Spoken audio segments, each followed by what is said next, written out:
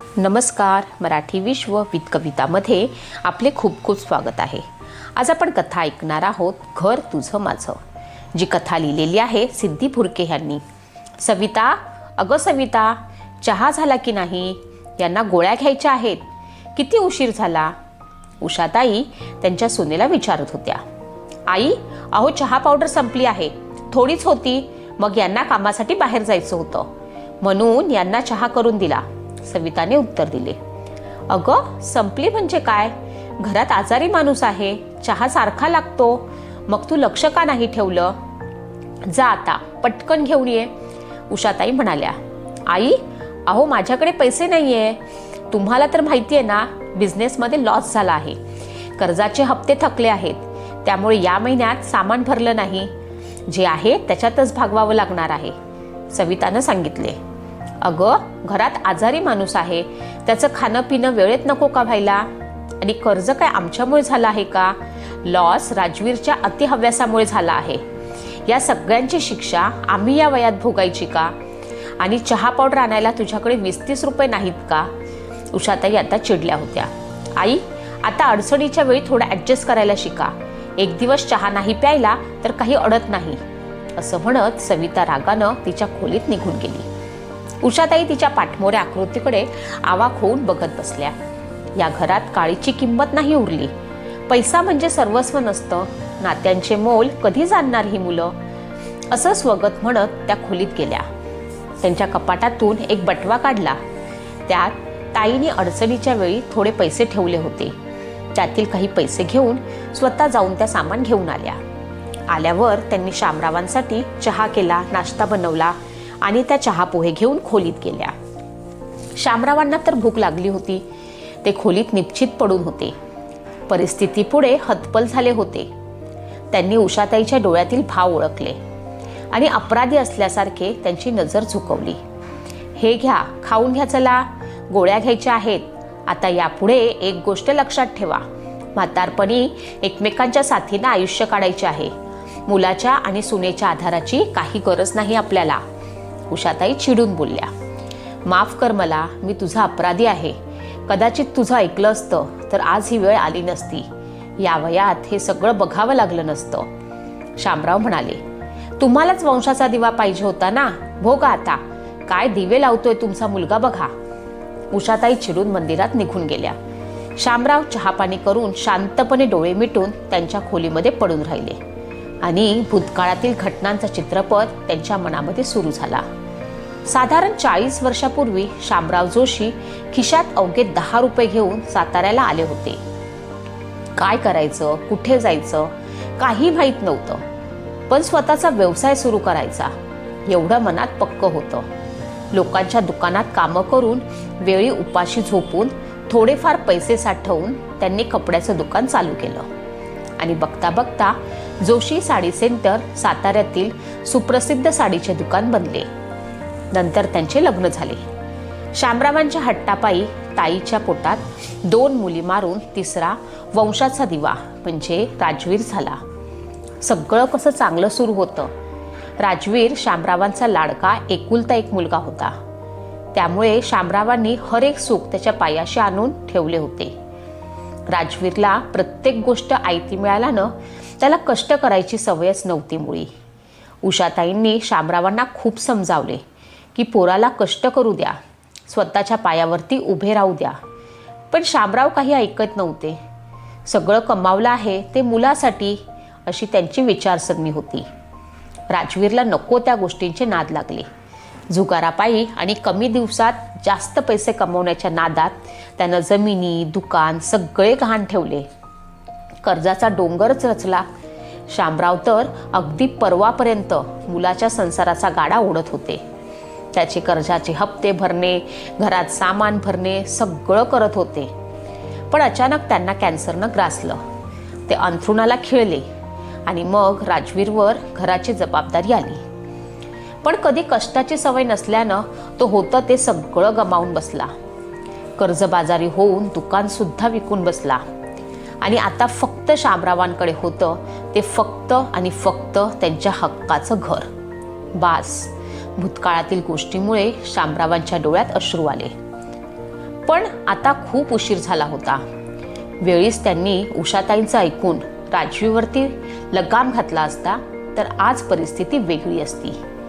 पण आता पश्चाताप करण्याशिवाय काहीच उरलं नव्हतं.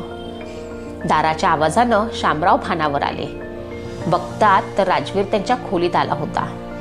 शामरावांच्या डोळ्यात अश्रू पाहून त्यानं विचारले, बाबा काय झालं? मी खूप त्रास दिला आहे ना तुम्हाला, म्हणून आज मी तुमच्यासाठी एक चांगली गोष्ट करणार आहे. शामरावांनी आशाळभूत नजरेनं त्याच्याकडे पाहिलं. हे बघा बाबा, तुमचा आणि आईचा आरोग्य विमा काढला आहे. तुम्ही या कागदावरती सही पाहिजे. राजवीर बोलला. राजवीरचे बोलणे ऐकून शामरावांना बरं वाटलं. ते उठून बसले.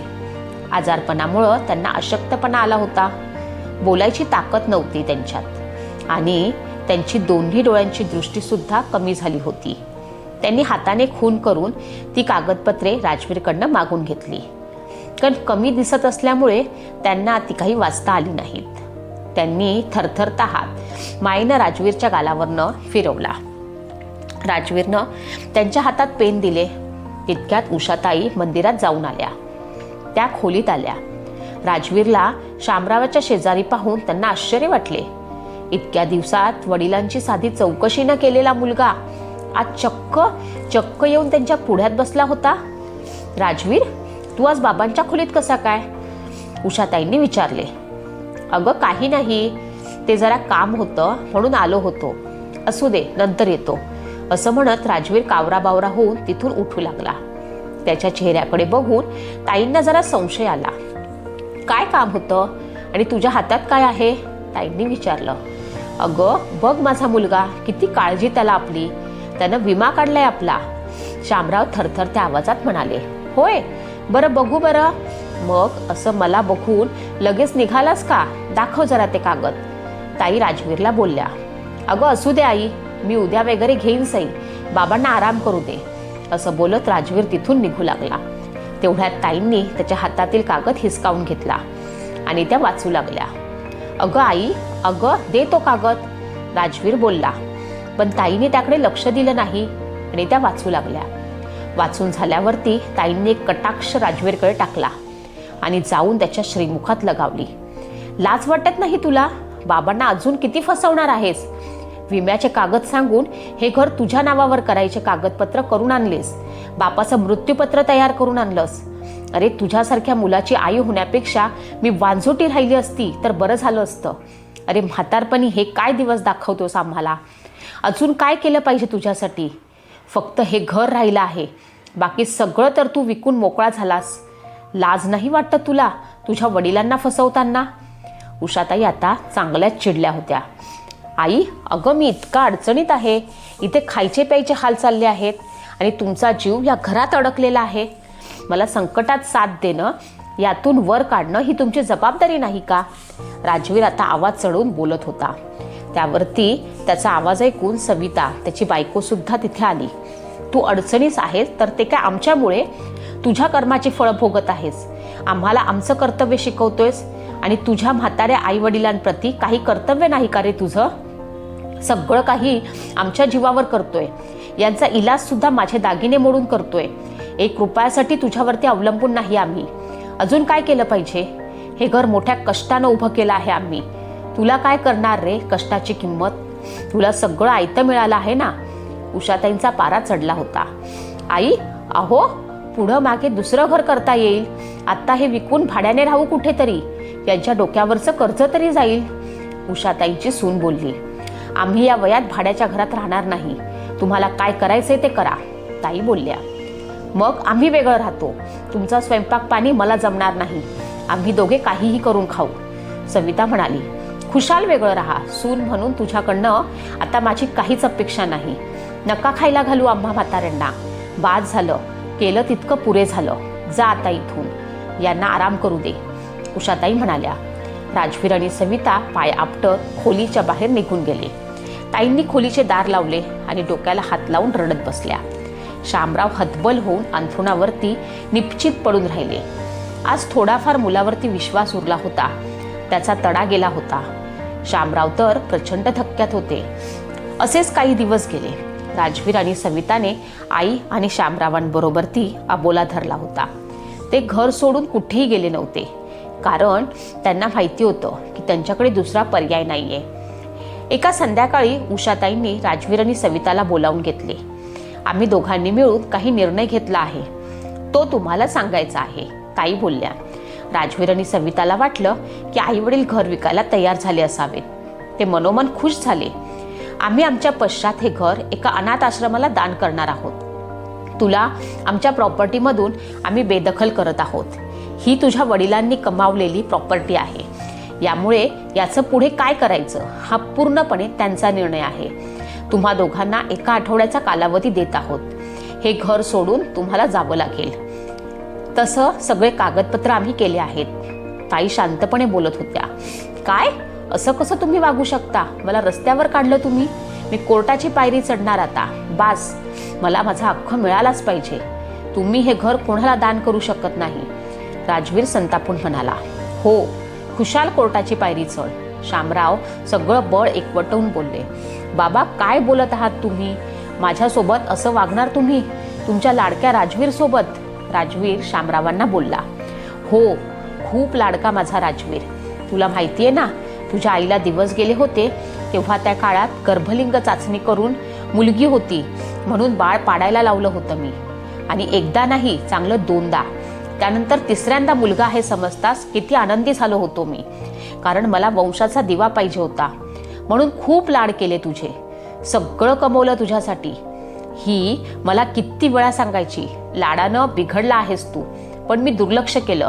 किती अभिमानानं सांगायचो, मला मुलगा झाला आहे, पण आज 4 चौघात माझं नाक कापलं तू. माझी कष्टाची कमाई गमावलीस.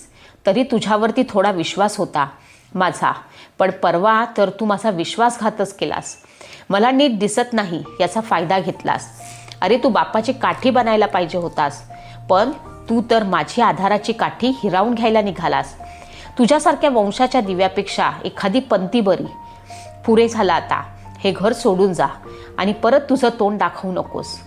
आईबापानं कधीही मुलांसाठी प्रॉपर्टी कमवून ठेवू नये, ही चांगली शिकवण मिळाली मला, असं म्हणून शामराव व उषाताई खोलीतून निघून गेले. राजवीरला आता मात्र त्याच्या वागण्याचा पश्चाताप होत होता, पण कदाचित आता खूप उशीर झाला होता.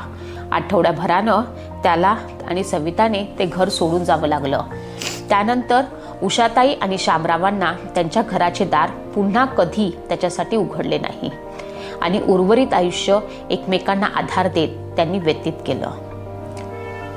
कशी वाटली तुम्हाला ही कथा नक्की सांगा.